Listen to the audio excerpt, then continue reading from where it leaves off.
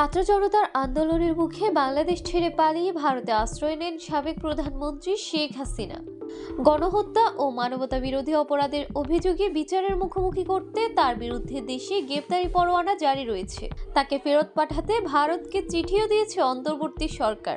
এর মধ্যে শেখ হাসিনার ভিসার মেয়াদ বাড়িয়েছে ভারত সরকার। বুধবার এক প্রতিবেদনে এই খবর জানিয়েছে ভারতীয় সংবাদ মাধ্যম হিন্দুস্তান টাইমস। প্রতিবেদনে বলা হয়েছে 2024 সালের 5 আগস্ট আওয়ামী লীগ সরকারের বিরুদ্ধে ছাত্র জনতার আন্দোলনের মুখে শেখ হাসিনা বাংলাদেশ ত্যাগ এবং তখন থেকেই তিনি ভারতে অবস্থান করেছেন। সম্প্রতি তার ভিসার মেয়াদ বাড়ানো হয়েছে। প্রতিবেদনে শেখ হাসিনার ভিসার মেয়াদ বাড়ানোর তারিখ উল্লেখ করেননি সংবাদ মাধ্যমটি। হিন্দুস্তান টাইমস জানায়, শেখ হাসিনার ভিসার মেয়াদ বাড়ানোর এই প্রক্রিয়া যুক্ত ছিল ভারতের স্বরাষ্ট্র মন্ত্রণালয় এবং স্থানীয় ফরেনার্স রিজিওনাল রেজিস্ট্রেশন অফিস।